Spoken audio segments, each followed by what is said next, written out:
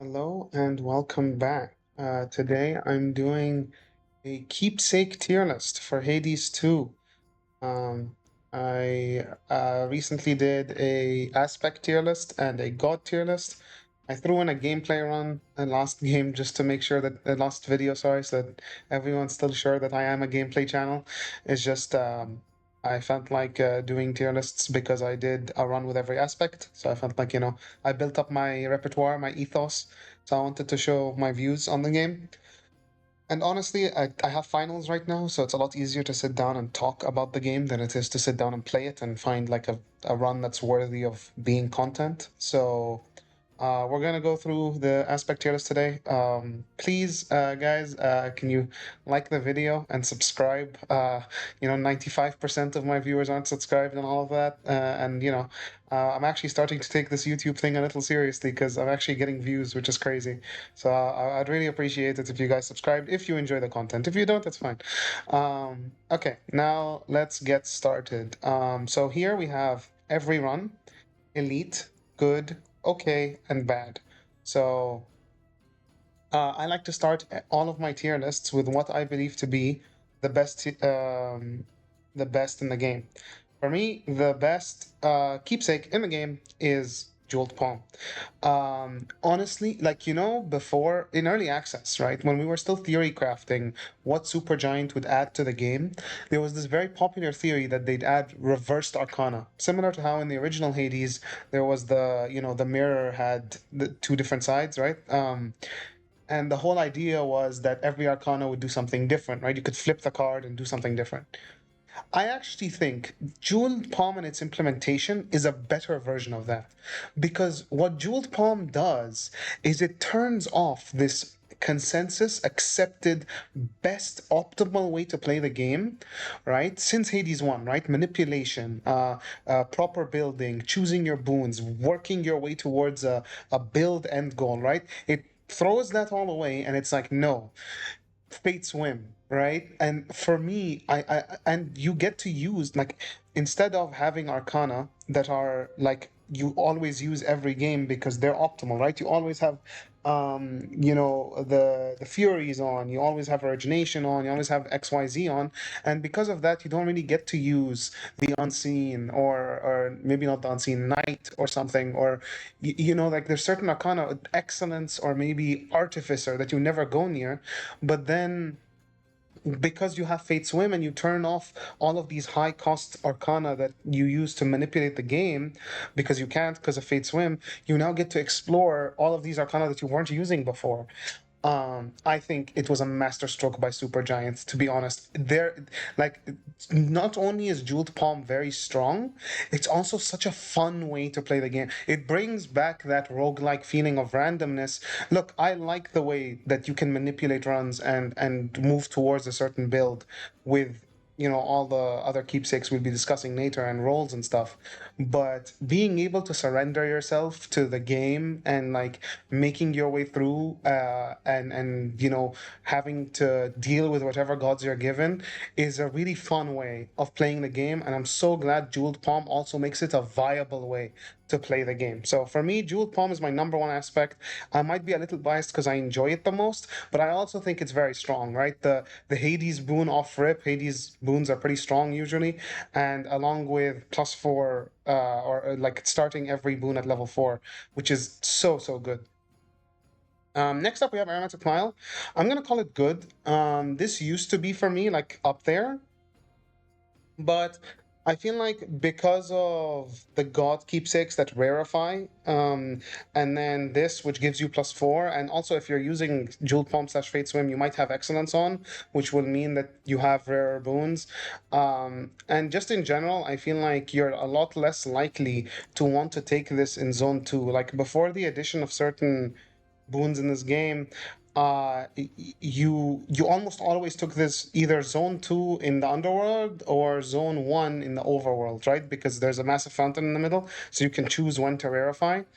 But now it's a lot more situational. It's no longer like, oh, this is really good here, like damn near every run. No, it's a, I probably might use this, but not usually. But when you do get to use it, it's very good. And the extra healing is nice too from fountains. Like it can save you some HP every now and again. So I like it. It's not bad. It's not incredible. It's good. Half shard. Okay, I'm gonna put this here now. All the god keepsakes for me are elite. Let me just find all of them. Where's Zeus's? There we go. Is that all of them? Ares. And Poseidon. I think that's all of them. I hope so anyway. Yeah, for me, all the good God Keepsakes are elite. They help you manipulate your runs. They help you, build the structure for which your run will go through and how exactly you. It's like a deck builder where you get to choose what cards you get to add to your deck. Like it's very much uh, it leaves the power of your build in your hands, right? And through that, it's very strong, very very strong. I would put this in every run, because realistically, if you're not running Jeweled Palm, you're running one of these minimum every run, but you're only running one of them every run, not all of them. So I'm putting them in elite, all right? Because like realistically, you quite literally cannot run all of these every run, all right? So they're in elite. Um, Also, you're usually only running these in like the first or second zone, or like first and third. Like it's very rare that you're running every zone with one of these. But I think they're good. They're very good. Like there's no debating that all of these are very good, and they're basically the backbone of the game until you get to Jeweled Palm, and maybe you want to shift to that. But even once you get to Jeweled Palm, you can still do these like. I still like every other run. I probably alternate between Jeweled Palm and one of the God Keepsakes. So yeah, I think they're all very good. Obviously, like the order is up to who you like the most, right? Like I'm not gonna order these, but you probably understand that. Like if I put this in my God ranking, it would be like Zeus, Hera, Afro, Ares. I think it was Apollo, Poseidon, Hestia. I think. Hef Demeter. I think this was my order. Anyway, this like you know what I mean. All right, these are all very good. Knuckle Bones, everyone. Every strength run to be specific. If I'm running strength, I have Knuckle Bones on for my final boss, especially if I'm fighting Vow of Rivals. Even if I'm running Death Defiance and I have Hitch going into Prometheus plus Heracles, I'll run Knuckle Bones. So it's on over 50% of my runs. Uh, because actually it's over 80% of my runs because I usually run strength. I don't really like running Death Defiance. So yeah, this thing is incredible. Minus like it deals 15% of damage to the boss, and then you have a minus 10% damage taken. If you have weak, if you have Frosty Veneer from Demeter, if you have a lot of HP, like this is very very good, and in my opinion, one of the second best defensive boon in the game, or a keepsake, sorry, in the game. We'll discuss the best one later. This one, okay, look, I love. It's okay. It's very, very, very, very fun. And I want to stress that it's very fun and I love using it. But the issue with calling card is that is the opportunity cost because you really don't want to take this zone one because you want to take Jeweled Palm. You want that Hades boon and you want all your boons to have 4 levels, right? So it would be very, very wasteful to take this in zone one. So, okay, maybe you want to take it in zone two then. But okay, we might as well talk about it now. The timepiece is incredible. Timepiece is insanely good. Like the amount of money this thing generates is disgusting. All right, and you want it as early as possible. You want the money as soon as possible, right? So you don't want to wait until zone three to run timepiece. So then you have end up like choosing between calling card or knuckle bones or one of the other stuff like Athena or something or the hammer for zone 3. And usually it feels like a waste because by the time you get to zone 3, all the core boons, all the boons that make up the majority of your damage have already been taken. And in general, zone 3 you're looking for legendaries, duos, and maybe an additional boon or two, but rarity won't matter too much usually on boons you get in Olympus or Fields. So Generally, I love playing with Zach card. Don't get me wrong. If you watch my runs, you'll see I take this a lot. But I understand that, like, optimally, right, for 32 fear and above, you really don't want to run calling card very often. You usually want to run timepiece instead. Now we're gonna pivot to timepiece. Timepiece is ridiculous. Timepiece is and timepiece also, like, not only is it a ridiculous amount of money, and it allows you to get around Vow of Death and actually stock up just as many boons as you would without Vow of Death on. It For example, one of the weaknesses of jeweled palm is you don't have rolls, right? So chaos boons are bad because you can end up, like, you can't cast, you can't stack, you can't special, you can't roll. I'm about to die, or I have to fight Skilla without being able to cast. But now with timepieces, you can go to Chaos Gate, right? Get your skip, right? Your time save, and still get 550 gold from melting a Chaos boon. And not just that, you can, if because again, another synergy with Jeweled Palm. Jeweled Palm, you don't really care about palms too much because all of your stuff starts at level 4. Unless you have a Hephaestus boon or you really want to palm your Storm Ring or Blitz special, usually your palms are kind of less valuable. So you can melt them for 250 gold, I think, or 200 gold, which is a lot. Moreover, Vow of Forfeit. That's 3 fear, by the way. Vow of Forfeit, 3 fear, and it gives you an onion, right? Instead of a boon. This gives you 150 gold for that onion. So that Vow of Forfeit, basically you're turning a boon into 150 gold, which, by the way, is what a boon costs in the shop. Obviously, if you have Vow of Forfeit on, you might have Vow of Death on, so it's not exactly how much it costs, but you get the point. It it's so strong. It's so strong in my opinion, and I think it basically, if you're running, if you're running Fate Swim, these two are always your first two takes if you're trying to win, right? If you're playing a serious run, these are always zone one, zone two, 99% of the time. Black and Fleece is okay. Now, I really like Black and Fleece because I like running Omega moves, but it's actually not as much damage as you might think. And let me explain why, right? Omega moves, right, like plus 40%, it sounds like a lot. But remember, origination is plus 50%. And usually, if you're running Omega moves, you're running them with like Apollo or maybe Zeus or Hera. Usually, you don't run Omega moves with Scorch, but you might be if you're doing like Melanoe, aspect of Melanoe torches, right? Or whatever. But like if you're running Omega moves, usually they already have percentage damage from the boons, right? So like Hera or Afro or Apollo, you already have plus 100, plus 150% on your Omega move from the boon, and then you have plus 50% from origination, so you have now 150 to 200% damage already. So that 40%, from you might have like that 40% from Black and Fleece. It's actually not that much. Like, don't get me wrong, it's nice. And if you don't have origination on, or if you don't have a big, like, you got unlucky with your boon, and your percentage damage is not as high. You didn't get like Broken Resolve or Sweet Surrender, whichever one gives you percentage damage from weak. You don't have that much global percent. You don't have strength on. That's another source that gives you 40% extra damage. Then Black and Fleece becomes a bit better. But usually, I feel like you're taking Black and Fleece in the second to last or last zones, right? Because usually in the first two zones, you're taking, these two or two God Keepsakes.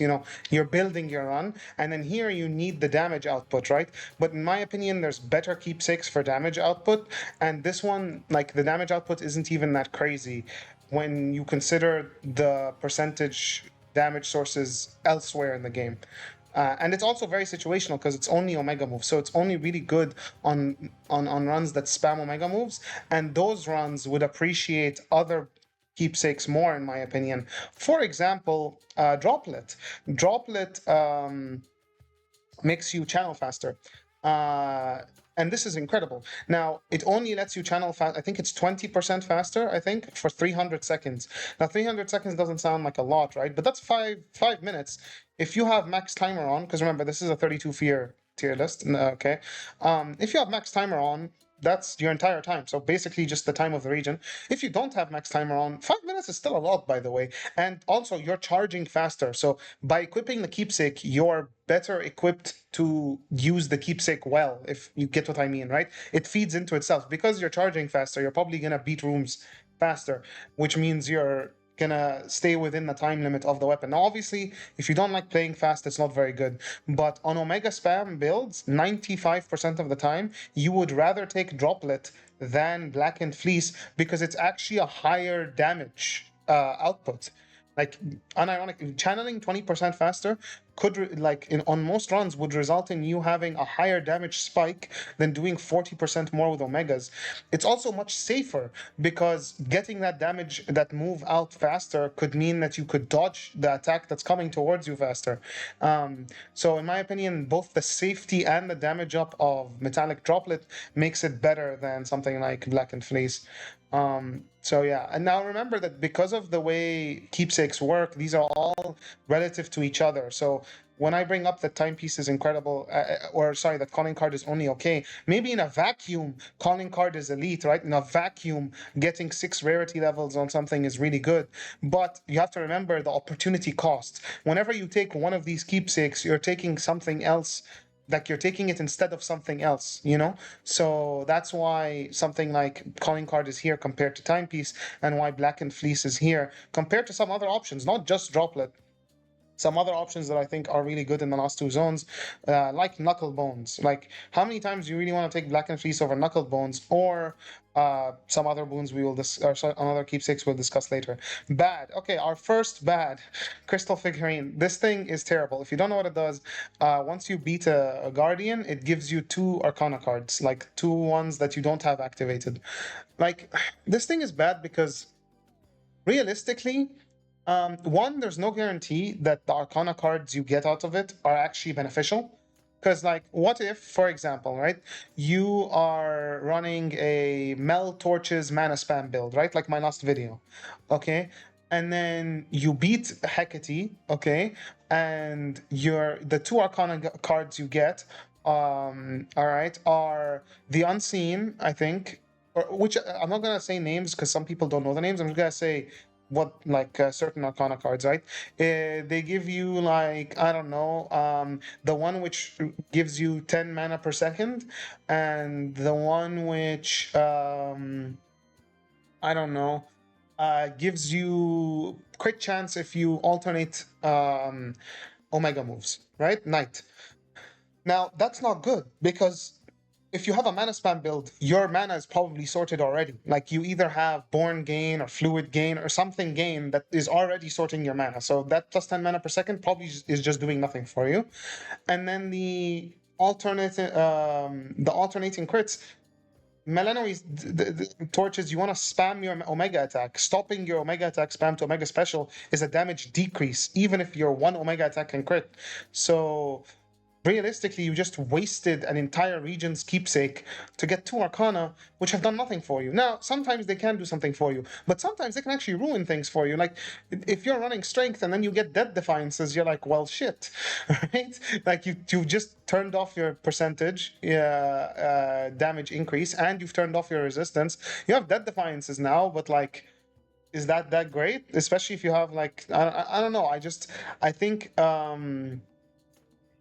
overall, it's so RNG, and with other keepsakes that allow you to steer your build in the right direction, this one is really just you gambling. And I feel like a roguelike is already enough of a gamble, right? What gods you see are already enough of a gamble. What hammers you see are already enough of a gamble. I don't feel like it's worth it introducing more of a gamble when you have so many options that give you certain outcomes, you know? So for me, it's bad. Second one that's bad is this thing. I think they buffed it to 1.5%. You do not want, like, say you go through 10 rooms with this, right? You do, I don't know, 15% more and take 15% more as well. Cool, 15% damage up for Kronos doing 15% more damage to me. No thanks, Chief. I don't want that. I'm good. There are easier ways to get global damage in this game than to get hit harder. All right? Like, this is a challenge run. This isn't a helping. Like, this doesn't help you. If anything, I'd argue that's a bad trade off, personally. I think it's not worth it. Like, global damage is good. Global damage percent is great, even. Like, Tall Order requires you to get 8 of the same infusion for 25% damage increase. And I know now this lasts even if you take it off. I honestly couldn't care less. And for me, this is actively hurting you, and it's more of a challenge run than it is like a good keepsake. So, no. Concave Stone. This is bottom of okay for me. Concave Stone can be good, but it can also be bad, and that's why it's in the end of okay for me. Because like when it's good, right? Like especially if you have vow of like the vow of denial, right? Which like turns off 2 boons once you select one. This can be good. It can help you get more boons. It can help you, you know, maybe get a little bit extra damage, a little bit extra HP, a little bit extra safety, whatever, right? It can be good, but also likewise, it can be bad. If you just want the attack, getting the attack and the special is usually not a good thing because usually you want your attack and special to be different, to apply different curses, or just because you want to get origination going or something like that. Usually you don't want, or like for example, Ares, you don't want wounds on your attack and your special, right? So you don't really want that.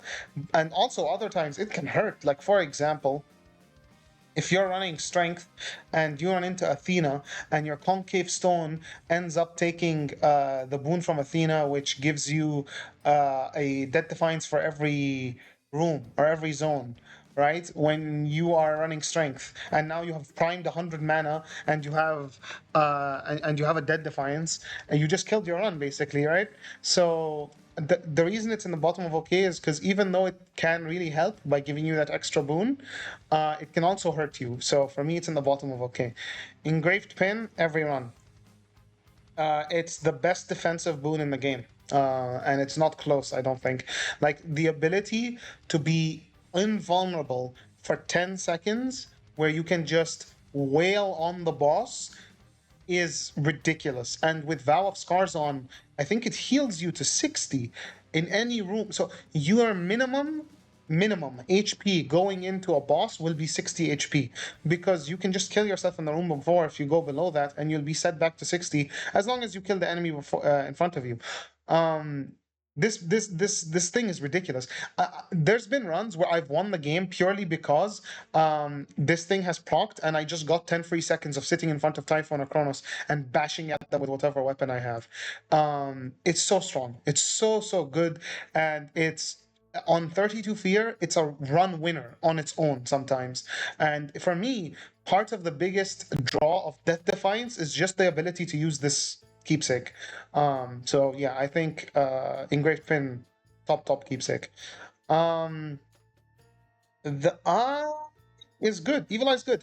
30% damage on an enemy that you've lost to. Now, if you're like me, usually you lose to Kronos or Typhon, so having this on one of Kronos or Typhon, getting free 30% global damage on one of them is great. Now you're gonna be like, hey, but Black and Fleece gives 40% on Omega moves.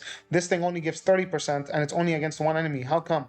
Well, because this is only on Omega moves. This is global. This applies to Blitz. This applies to Scorch. This applies to, the Hitch. This applies to your attacks, your Omega attacks, everything. This doesn't discriminate, right? Only against that one enemy, and usually only care about the one enemy, which is Kronos or Typhon or Prometheus. I also hate Prometheus. So, like, if you're about to fight Prometheus and you have this, honestly, I could take it. 30% more global damage against one enemy. That's actually pretty great. So I don't mind that. For me, it's in the top of good. The hammer, I'm gonna put below the god keepsakes, but in elite, this thing is actually really good. Now obviously it's random, right? You could get a hammer that does nothing.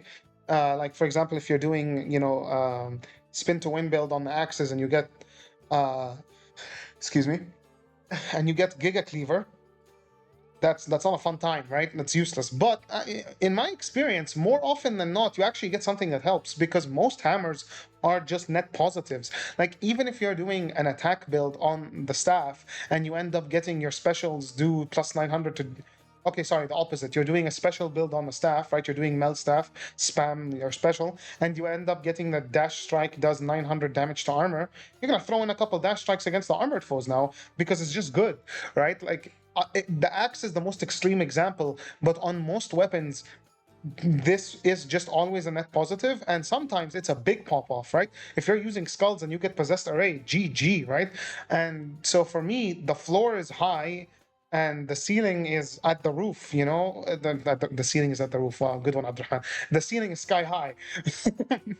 So, like, I think this, unlike concave stone, which the floor can actively hurt you, this, I don't think, only on certain weapons, right? Where like wide grin can ruin your run, or like the Giga Axe Health Splitter can maybe ruin a run. But for the most part, its chances of helping you are significantly higher than its chances of harming you. So for me, it's an elite, at least from my experience.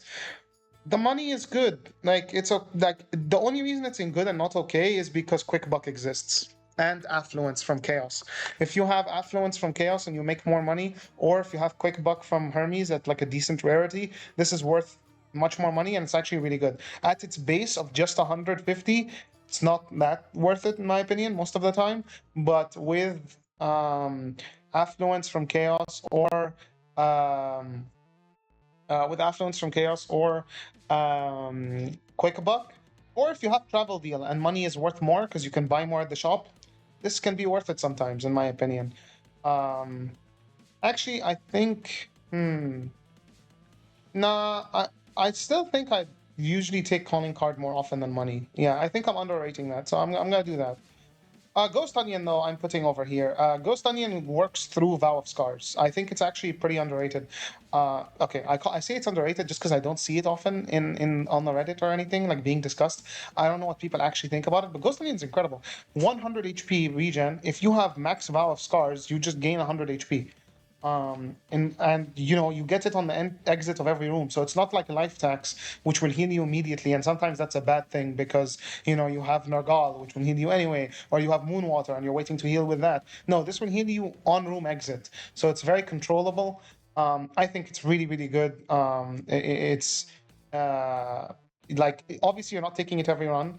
You're not taking it most runs, but when you do take it, it feels really good. That 100 HP can go a long way with Valve Scars. Lion Fang. It's okay. I'm putting it down here. The thing is with Lion Fang is like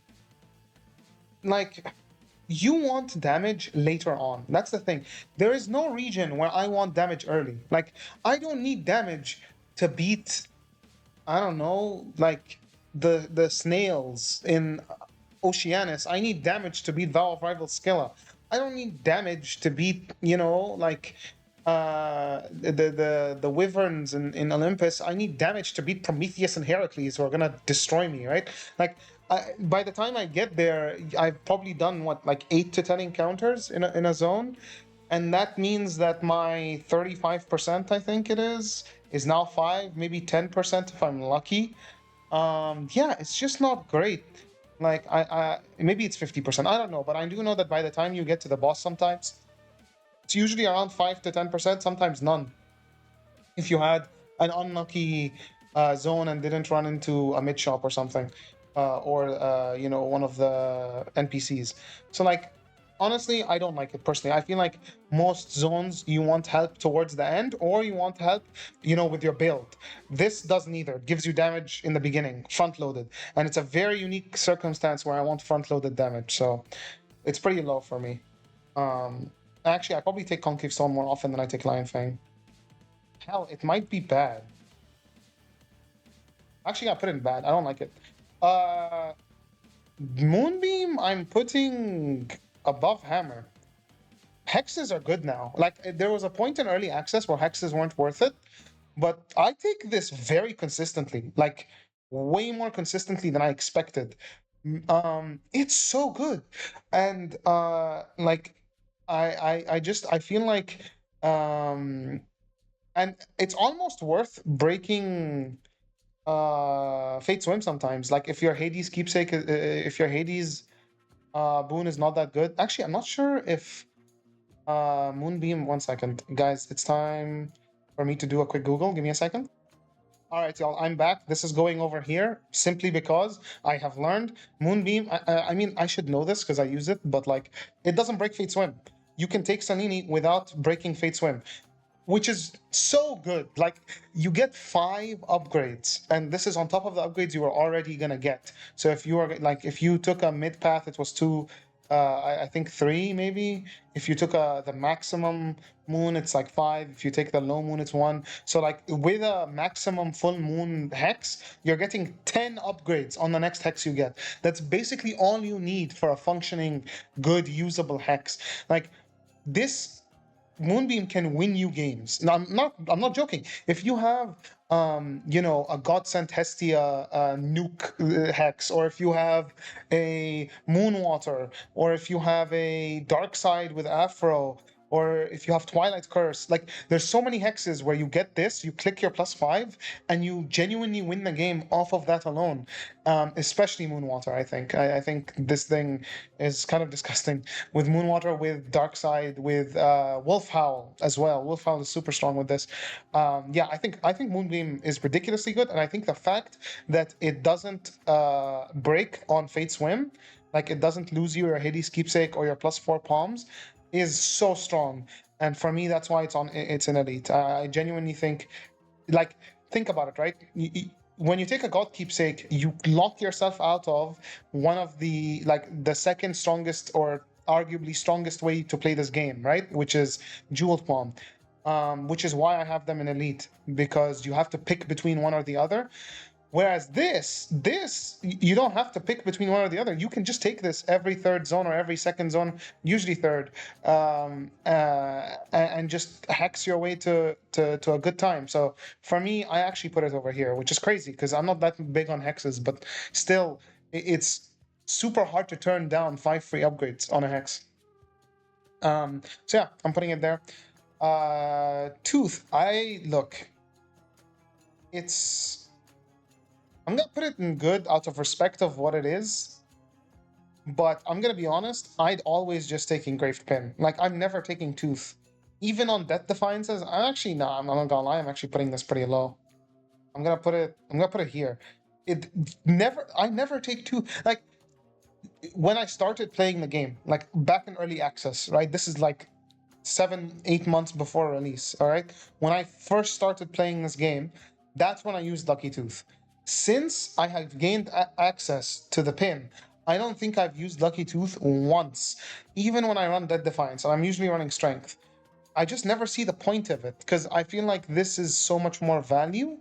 Yeah, I think the opportunity cost of taking Tooth over Pin. Now, you could argue that you can take Tooth earlier, like you can take it versus Promicles, like Prometheus plus Heracles, and then you can take Engraved Pin in the final fight. That's a decent argument. Maybe I'll put it here actually because of that argument.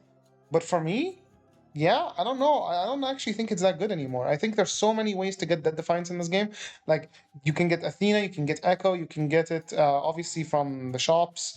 You can get obviously Pin is good. I just the Hermes shrines, if you're on surface, and the wells, if you're not wells, cauldrons, whatever, you know the ones. If you're underworld, I just think there's so many ways to refill Death Defiances. I actually don't know if this is worth it. I feel like it's only good when you're a beginner. I feel like it's a crutch, and you're almost better at the game when you're not using it. So I'm gonna take it off. Sash, I'm gonna put in the bottom of Elite. I actually think this is really, armor is very strong in this game. Armor is very strong in this game.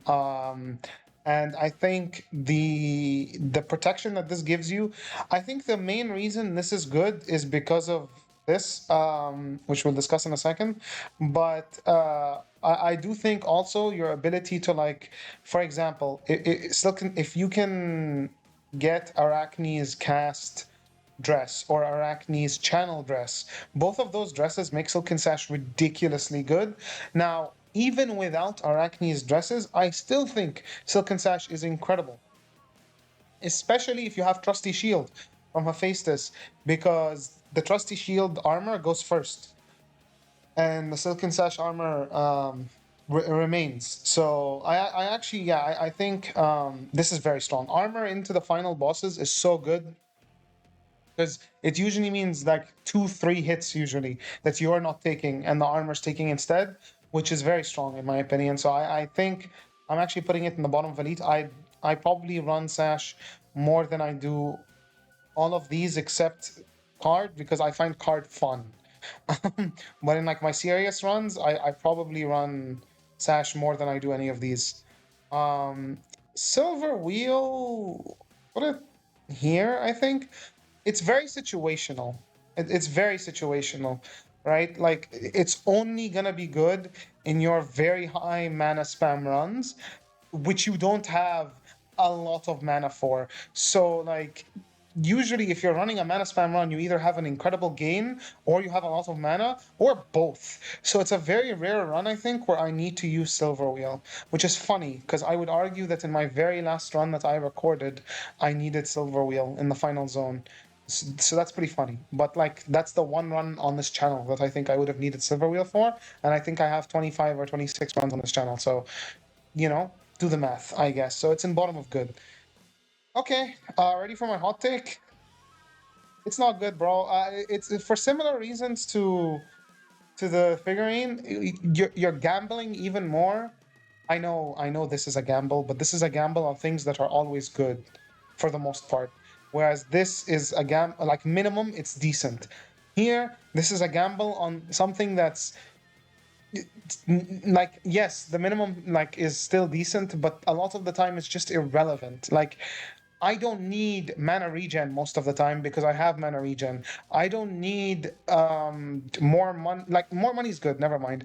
I don't need cast damage on most of my runs. I don't need special damage on most of my runs. If I'm not most, half of my runs, right? Say 35% of my runs. I don't need attack damage on the other 35%. Whatever. You get my point. Like, it's so situational. And you know what? It hurts even more when it gives you a good one. Like, when you're doing Aspect of Cersei cast damage, right? You have Storm Ring and it gives you plus 67% cast damage. And you're like, oh my god, pogging out of your damn mind. And then your 8th encounter is the boss and you lose it and you want to crash out because you lose it and then you end up getting plus 100% gathering. Like, there's few things more infuriating. So for me, I'm putting the egg here. I take everything above the egg more often than I do take the egg. In fact, I don't think I've taken the egg on this channel once. So that's my opinion on the egg. We're putting it over there. White Antler is very, very good. Now, I'm going to be real. I don't use it very often. I only use it on my speedruns. I'm not very good at being super safe at high fear, so I tend to not to risk it. But that doesn't mean I can't, I can't admit or observe or, you know, like see the mathematics that this usually will kill the enemies far faster than they can kill you, and thus it's actually safer than a lot of aspects. Sorry, than a lot of keepsakes. However, the reason it's so good as well has to do with armor sources. There's so many armor sources in this game that you can usually very safely take White Antler in a final zone because you can build up 50, 60, 70 armor and end up just reaching the final boss with some armor left over anyway. And if you're good enough at the game, you can beat the final boss with 3 lovers barriers and some armor. Like that's very doable sometimes, especially if you're critting 30% of your attacks and thus doubling, or I'm not sure if crit is double or triple.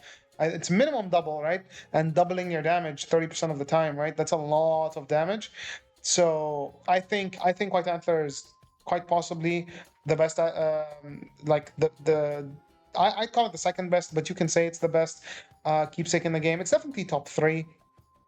It's very strong. It's very, very strong. It's very good. And if you watch the very high fear clears, if you watch every speedrun ever, you'll see White Antler feature pretty often. So yeah, it's very good. Fig Leaf, I'm putting okay. Look, Fig Leaf is objectively very good, but I'm putting it in okay because it can miss. Until they fix the fact that Fig Leaf can miss, it's an okay. like there are few worse feelings than not getting a fig leaf and your speedrun time goes to shit, or you were very low on time due to vow of time and you took fig leaf and it didn't give you a room. Not gonna lie, few things make me want to throw my computer at the floor more. So it's going in okay, because actually it's gonna go below calling card for that. All right, until they fix the fact that fig leaf can miss, it's not going higher. Athena elite. Gonna put her actually. I'm gonna put her here just because you can't take her every run. Dead Defiances are strong, even though I don't love them. I can admit it. Dead Defiances are strong. Can't really take her when you have Dead Defiances, because usually you don't lose all your Dead Defiances before the final zone. If you do, I guess yay. That actually makes her pop off harder because you can regain all of them using her. But for the most part, you can only use her if you're running strength, and because of that, I think it's fair not to put her too much higher than this. But the stuff you can get from her is very good, and she clears a room for you, which is a time save, and it's a nice addition, I think. Yeah, I love Athena boons, especially like Righteous Spike defines a build. Like mana spam is kind of defined by Righteous Spike. The mental block is always good. The one which gives you extra uses of your godsend, really good as well. Obviously, the dash is bread and butter type stuff, but I do actually think because of how much people love the dash in the first game, they don't recognize the fact that something like mental block is probably stronger in this game. They probably just spam the dash. But no, Athena can give you a lot of good boons, and that's why she's an elite. But I do admit that she's situational. I think I still put her above the hammer because I run strength a lot, and not everyone does. So I can admit that she's probably a bit more situational than these guys. So I'll put her over there. That's the end of my tier list. I hope you guys enjoyed. If you did, drop a like, maybe discuss in the comments with me, politely, civilly. And yeah, please subscribe to the channel. I'm trying to get up there in subscribers, if at all possible, because I want to take this YouTube thing a little more seriously, and it's easier to do that when I see big number. But yeah, thank you for watching, and see you next time.